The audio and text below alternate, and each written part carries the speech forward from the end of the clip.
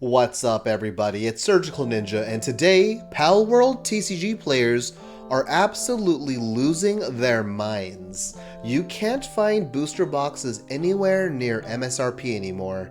Just a few days ago, these things were selling for around $46.99 at many major online retailers.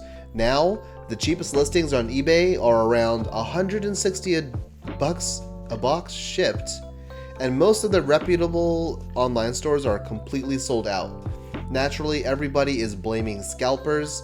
I hate so much about the things that you choose to be. But is that really what's happening?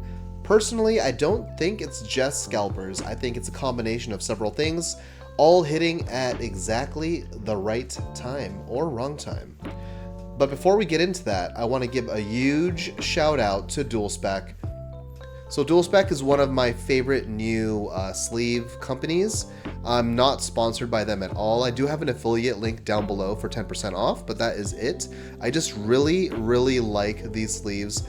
As you can see, I did a review video on these versus all the big hitters, Ultra Pro, what else? Old school Dragon Shields, you know, when they were good. Many others, even the crappy free Pokemon sleeves, which did so bad it wasn't even, I should not have even compared the two. But yeah, the DualSpec was literally 100 times better than any of the competition. It blew Dragon Shields out of the water. These are going to be my only sleeves I'll be using on all my games. So yeah, if you guys want to protect your new cards, I highly suggest ordering these. I have a discount code in the description down below for 10% off your order, and they also do free shipping above a certain threshold. So yeah, if you guys are interested in some really good sleeves, I highly recommend DualSpec. So yeah, what are you doing? Get some good protection for your little chillets I know you're playing 4 of. Anyway, let's get back to Palworld TCG. So what's crazy is this all happened incredibly fast. Today is 7/30/2026. It's launch day for Palworld.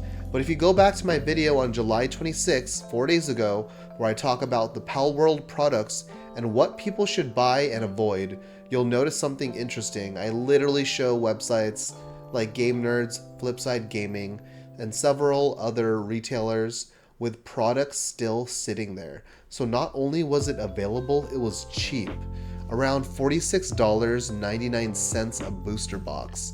If you bought an entire case of 12 boxes, it's even cheaper. You could have got them for $37 to $40 a box. That's honestly unheard of for a brand new trading card game with this much potential. And from what multiple store employees have told me from different companies, different stores, pre-order numbers were really low.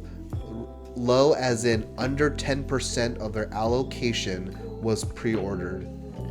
Which makes sense, because if even major stores like Game Nerds and Flipside Gaming are selling for months, literally until 4 days before the game's release, they were selling it for barely above cost, you know it's bad. Like, bad as in no one's ordering.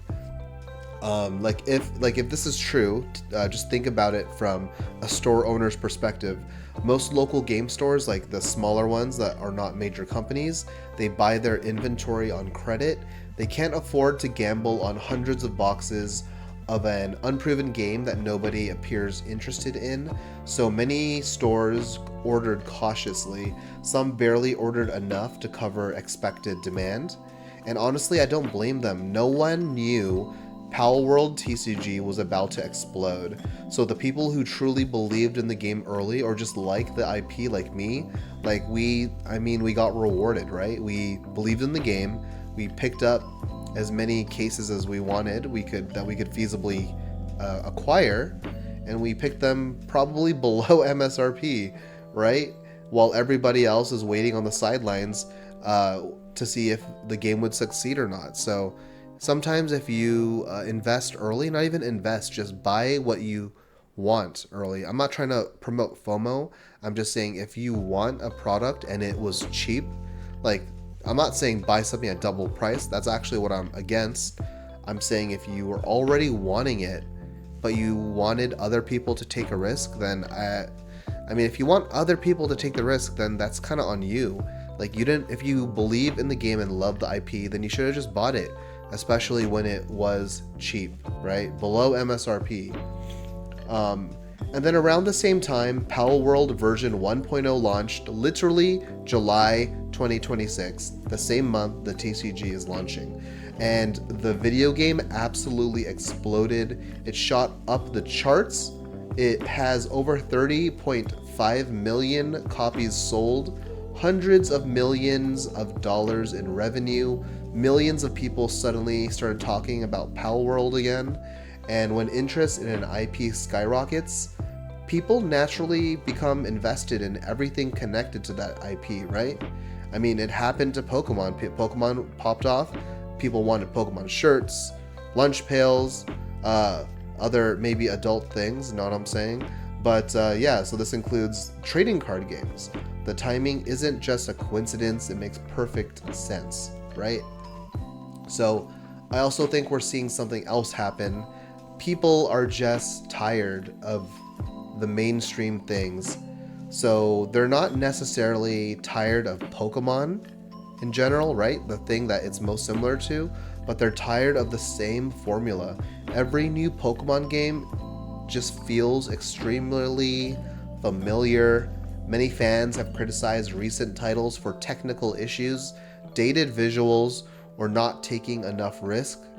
Then comes along Palworld. It's a huge open game world. It has base building, there's survival mechanics, there's automation inside your base from the pals that you capture. There's freaking boss fights, like not even boss fights like a gym. There's freaking raids, right? And don't get me wrong, Pokemon still does one thing better than Palworld, and that's evolution.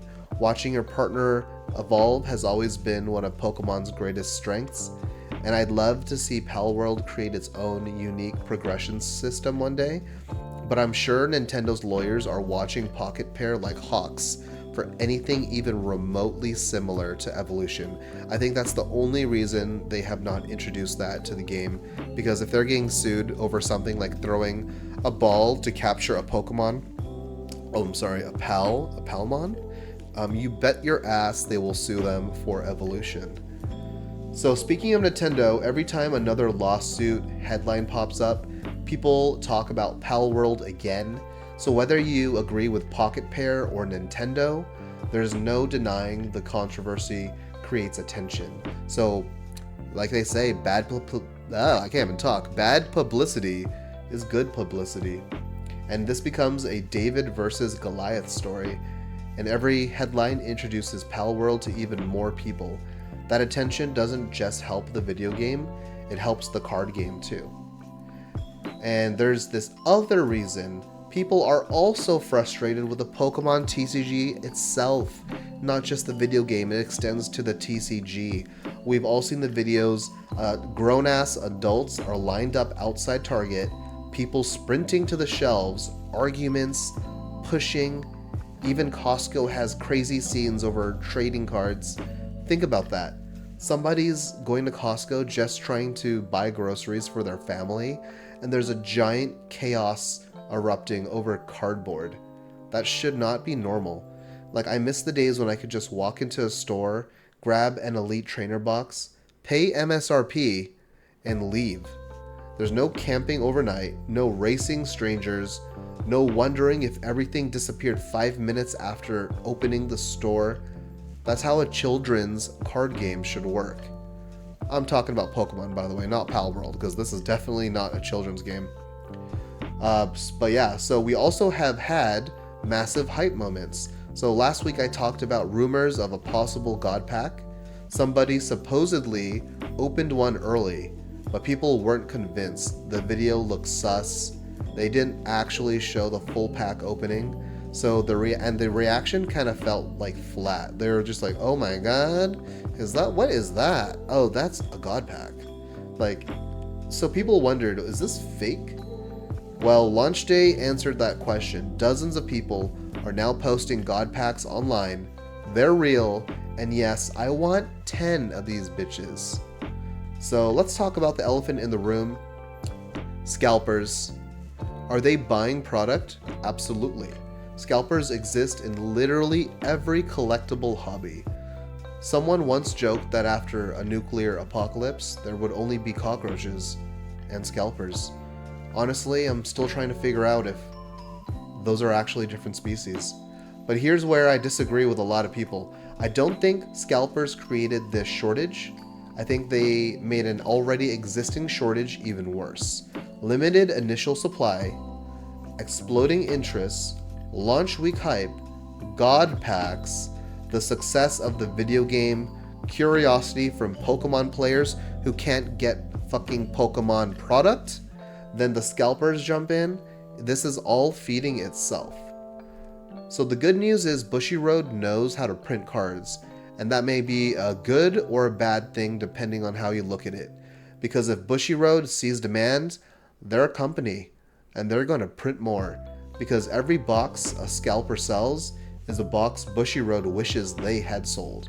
So if demand stays high, I fully expect more product to hit the market, which means that people hoarding cases hoping to make a quick short-term flip, like 6 months, hopefully they'll be competing against fresh supply, and they're in for a rude awakening. So if you're frustrated because you missed launch, take a breath, be patient, play the game, trade with people at your local store, buy singles if you just want to build a deck, and don't feel pressured to pay 3 or 4 times MSRP unless you absolutely have to have it now. Personally, I'm thrilled, not because the product is expensive, but because people are genuinely excited about a game I really enjoy. Healthy excitement is exactly what a brand new TCG needs.